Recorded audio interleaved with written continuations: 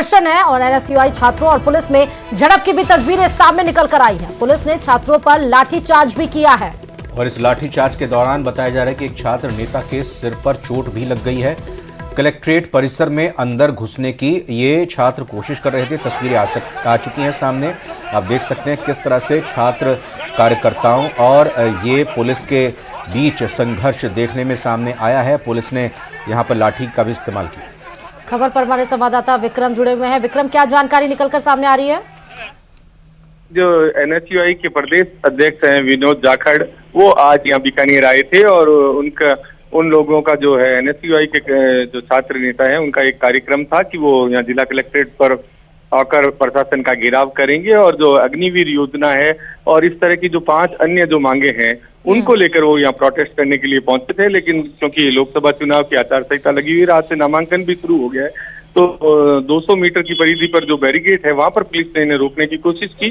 तो छात्र जो है वो बैरिकेड्स को हटाकर अंदर आने की कोशिश कर रहे थे। इसी दरमियान जो है पुलिस और छात्रों के बीच में जो है कहासुनी होगी और पुलिस ने जो है छात्रों को खदेड़ने के लिए लाठीचार्ज किया, जिसमें एक छात्र ने जो डूंगर कॉलेज का जो छात्र संघ का अध्यक्ष है हरिराम गोदारा, उसके सिर पर एक चोट लगी है और उसके अलावा जो 2-3 और छात्र हैं उनके भी चोटें आई है, लेकिन उसके सिर पर काफी गहरा जख्म हो गया। और उसके बाद जो है वो पुलिस ने इन सब लोगों को अब हॉस्पिटल के रवाना किया है और कुछ जो छात्र नेता हैं वो यहाँ कलेक्ट्रेट पर डटे हुए हैं और छात्रों का ये सीधा आरोप है कि छात्र जो है अपनी मांगों को लेकर यहाँ मिलना चाह रहे थे अधिकारियों से, लेकिन पुलिस ने जानबूझकर इन पर लाठीचार्ज किया है। और पुलिस जो है अब फिलहाल पुलिस जो है इन सबको कलेक्ट्रेट से बाहर निकालने का प्रयास कर रही है। बहुत बहुत धन्यवाद विक्रम जगरवाल आपका जानकारी के लिए। और दिल्ली से भी बड़ी खबर आपको बताते चलें कि आज कांग्रेस की सीईसी की बैठक होनी है और इस बैठक में राजस्थान की बची हुई 15 सीटों को लेकर अहम चर्चा भी होगी। शाम 4 बजे सीईसी की कांग्रेस की बैठक की जानकारी मिल रही है। कल राजस्थान के कैंडिडेट के नाम पर फैसला नहीं हो सका था। शाम को जो बैठक हुई थी सीईसी की राजस्थान को लेकर, सीईसी की बैठक स्थगित हो गई थी। अब आज माना जा रहा है कि शाम 4 बजे सीईसी की बैठक में राजस्थान की 15 सीटों पर चर्चा होगी और प्रत्याशियों के नामों पर मंथन किया जाएगा और ये भी माना जा रहा है कि अब अंतिम मोहर लग जाएगी राजस्थान के बाकी बचे हुए 15 उम्मीदवारों पर। लेकिन इसकी घोषणा कब होगी, फिलहाल इस बारे में जानकारी अभी नहीं है। लेकिन ये तय है, चूंकि कल रात को जो मीटिंग हुई थी सीईसी की उसमें पोस्टपोन हो गई थी, अब आज 4 बजे है, तो ये तय है कि राजस्थान की 15 सीटों पर कांग्रेस की तरफ से चर्चा जरूर होगी। राजस्थान सरकार का बड़ा फैसला भी आया है। सीए को लेकर राजस्थान सरकार ने बहुत बड़ा फैसला लिया है। राजस्थान सरकार ने दरअसल पिछली सरकार के द्वारा सुप्रीम कोर्ट में जो दाखिल याचिका थी उसके वापस लेने के लिए अर्जी दे दी है। सुप्रीम कोर्ट में भजनलाल सरकार ने याचिका वापस लेने के लिए अर्जी दी थी और राजस्थान सरकार सुप्रीम कोर्ट में सीए का अब विरोध नहीं करेगी। तो ये बड़ी खबर आपको बता रहे हैं, जहां पर राजस्थान सरकार ने बड़ा फैसला लेते हुए सीएए पर प्रदेश सरकार की तरफ से एक बड़ा कदम उठाया है और सीए के खिलाफ सुप्रीम कोर्ट में दाखिल याचिका वापस लेने का फैसला लिया है। आपको बता दें कि तत्कालीन मुख्यमंत्री अशोक गहलोत की सरकार ने दाखिल की थी सुप्रीम कोर्ट में ये याचिका। अब भजनलाल सरकार यानी मौजूदा सरकार की तरफ से याचिका वापस लेने की अर्जी दी गई थी। राजस्थान सरकार सुप्रीम कोर्ट में सीएए का विरोध नहीं करेगी। तत्कालीन सरकार गहलोत सरकार ने जनवरी 2020 में सुप्रीम कोर्ट में याचिका दाखिल की थी कि सीए राजस्थान में लागू नहीं होगा। लेकिन अब क्योंकि डबल इंजन की सरकार है और सीए का नोटिफिकेशन भी केंद्र सरकार की तरफ से जारी कर दिया गया है, तो राजस्थान सरकार में यानी कि मौजूदा सरकार भजनलाल सरकार ने सुप्रीम कोर्ट में अब याचिका दाखिल किया, अर्जी दाखिल की है उस याचिका को वापस लेने के लिए।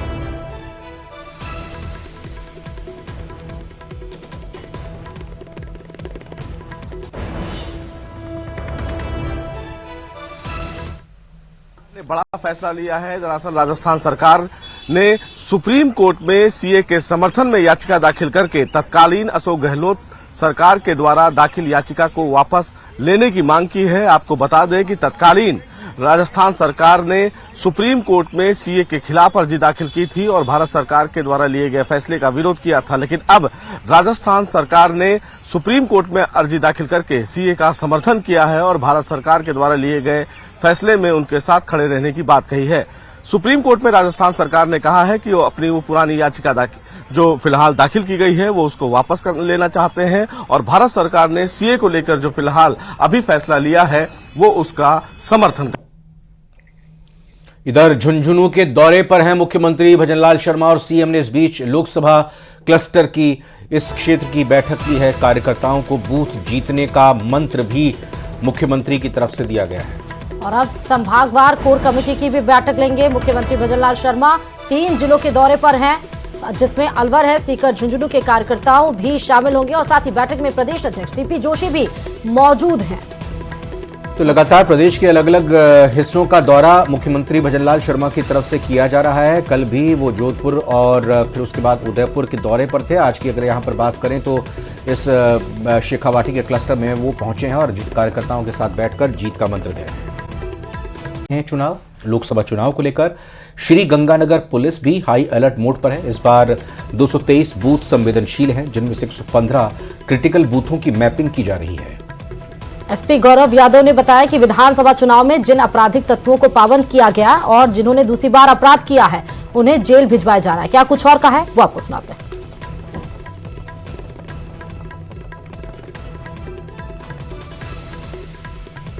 बिल्कुल, इसको यदि इस तरीके की कोई दल बना है तो उसके बारे में स्टडी की जाएगी। फिलहाल तो बिल्कुल 100% जारी रहेगा। इसमें किसी भी तरीके की सुधार की कोई गुंजाइश होगी तो एक बार मैं उसका जब स्टडी कर लूंगा तो जो सुधार की गुंजाइश होगी उसको सुधार किया जाएगा। और न्यूज 18 के लीडरशिप कॉन्क्लेव राइजिंग भारत 2024 के मंच से केंद्रीय गृह मंत्री अमित शाह ने स्पष्ट कर दिया है कि सीएए यानी कि नागरिकता संशोधन कानून से किसी की नागरिकता नहीं जाएगी। उन्होंने आश्वस्त करते हुए कहा कि देश के मुसलमानों को डरने की जरूरत नहीं है। विपक्ष ने वोट बैंक बनाने के लिए भ्रम फैलाया कि सीएए से मुसलमानों की नागरिकता चली जाएगी और उनसे वोट के अधिकार छीन लिए जाएंगे। सीएए नागरिकता लेने नहीं बल्कि नागरिकता देने का कानून है। सीएए का मुद्दा आज कोर्ट ने भी स्टे देने से इनकार कर दिया सीएए के लिए, तो इसको आप कैसे देखते हैं? ये आपने जो है पारित बहुत पहले किया था, इसको जो है अभी आपने नोटिफाई इतने दिनों बाद क्यों किया, इतना गैप के बाद? क्या चुनाव आपके उसमें था? ऐसा नहीं था राहुल जी। सीएए पारित होने के बाद देश में एक बड़ी गलतफहमी फैलाई गई और इतने में कोविड आ गया। हम डेमोक्रेटिक कंट्री में है, जब किसी सच्ची चीज के लिए गलतफहमी फैलाई जाती है तो जो पार्टी इन पावर होती है इसका दायित्व होता है कि सच्चाई लोगों तक पहुंचाए। एक भ्रमित किया गया, ऑपोजिशन ने अपनी वोट बैंक जीवित करने के लिए, वोट बैंक बनाने के लिए भ्रांति फैलाई गई कि सीएए से इस देश की माइनॉरिटीज का, विशेष कर मुस्लिम भाइयों बहनों का मताधिकार, नागरिकत्व छीन लिया जाएगा, जबकि है उल्टा। सीएए से किसी का नागरिकता नहीं जाने वाला है। सीएए नागरिकता देने का कानून है। सिख, बौद्ध, जैन, क्रिश्चियन, हिंदू, जो सारे भाई 3 देशों से प्रताड़ित होकर आए हैं, वो सालों से यहां बैठे हैं, उनके पास नागरिकता नहीं है। उनके नाम से संपत्ति नहीं खरीद सकते, सरकारी नौकरी नहीं ले सकते जी। किस प्रकार से इनका जीवन व्यतीत होगा? एक करोड़ों लोगों की परेशानी को कांग्रेस के पास इसका जवाब नहीं था। वो अपनी वोट बैंक की पॉलिटिक्स में ही मशगूल थे और पूरी भ्रांति फैलाई कि सीएए थे देश से मुसलमानों की नागरिकता चली जाएगी। मैं फिर से एक बार, अनेक बार कर चुका हूं, फिर से एक बार स्पष्टता करना चाहता हूं, इस देश के मुसलमानों को डरने की जरूरत नहीं है। सीएए नागरिकता लेने का कानून ही नहीं है, नागरिकता देने का कानून है। और जहां तक सीएए का सवाल है, एक कांग्रेस के आजादी के वक्त महात्मा गांधी, जवाहरलाल नेहरू, मौलाना आजाद, सरदार पटेल, राजेंद्र बाबू, सबका वादा था कि जो पाकिस्तान, बांग्लादेश और अफगानिस्तान से आएंगे वो सारे शरणार्थियों को हम नागरिकता देंगे। वो वादा कांग्रेस पार्टी ने पूरा नहीं किया, वो वादा हम पूरा कर रहे हैं। वो एक प्रकार से नेहरू लियाकत पैक्ट का इंप्लीमेंटेशन है। सिरोही से खबर आपको बताते हैं, जहां पर नगर परिषद की अनियमितताओं के चलते सिरोही विधानसभा की नेता बदल गए। 1 महीने में 4 बार आयुक्त भी बदल गए, लेकिन नगर परिषद के कार्यप्रणाली में कोई सुधार नहीं हुआ। नगर परिषद में आयुक्त पद के लिए अतिरिक्त कार्यभार भी दे दिया, लेकिन अधिकारी के समय पर नहीं आने से लोगों के रूटीन के कार्य के लिए आम जनता को समस्याओं से सामना करना पड़ रहा है। स्थानीय लोगों का यह आरोप है कि तत्कालीन बाबुओं को रिश्वत देने के बाद भी पट्टे ने दर दर की ठोकरें खानी पड़ रही है पट्टे लेने के लिए। और इसको लेकर न्यूज 18 राजस्थान की टीम ने मौके से नगर परिषद का जायजा भी लिया है।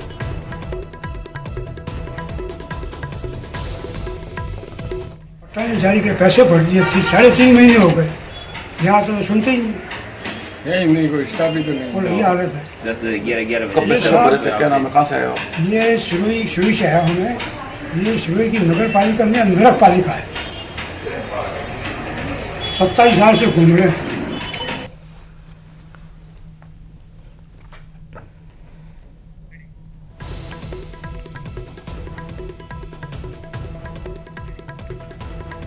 और दिल्ली के भारत मंडपम में स्टार्टअप महाकुंभ को संबोधित करते हुए पीएम मोदी ने उद्यमियों को स्टार्टअप्स की अहमियत बताई। उन्होंने कहा कि हम भारत में स्टार्टअप कल्चर का ट्रेंड बढ़ता हुआ देख रहे हैं। तो ये भारत मंडपम की तस्वीरें हैं जहां पर प्रधानमंत्री नरेंद्र मोदी ने स्टार्टअप्स की अहमियत को बताते हुए यहां तक कि जो एग्जीबिशन के जरिए प्रधानमंत्री नरेंद्र मोदी को समझाया जा रहा है, उनको स्टार्टअप्स की क्या है इंपॉर्टेंस, क्या है अहमियत, उसको भी बताया। साथियों, आज जब देश 2047 के विकसित भारत के रोड मैप पर काम कर रहा है, ऐसे समय मुझे लगता है कि ये स्टार्टअप महाकुंभ का बहुत महत्व है। बीते दशकों में हमने देखा है कि भारत ने कैसे आईटी और सॉफ्टवेयर सेक्टर में अपनी छाप छोड़ी है। अब हम भारत में इनोवेशन और स्टार्टअप कल्चर का ट्रेंड लगातार बढ़ता हुआ देख रहे हैं और इसलिए स्टार्टअप की दुनिया के आप सभी साथियों का इस महाकुंभ में होना बहुत मायने रखता है।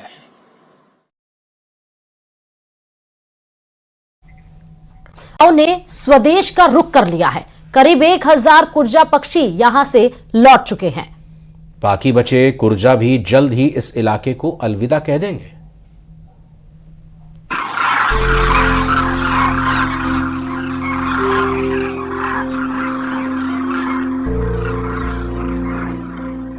दोनों में तापमान बढ़ने के साथ ही सर्दियों के प्रवासी कुरंजा अब वापस लौटने लगे हैं। पिछले 6 महीने से जैसलमेर जिले के अलग अलग हिस्सों में डेरा डाले कुरंजा पक्षियों ने फिर अपने घरों का रुख कर लिया है।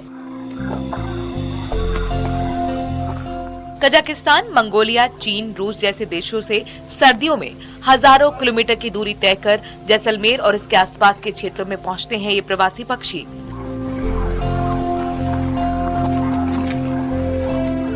हर साल बारिश और क्षेत्र के कई तालाबों में पानी भरा होने की वजह से 6 से 7 हजार तक कुरंजा यहां आकर डेरा डालते हैं।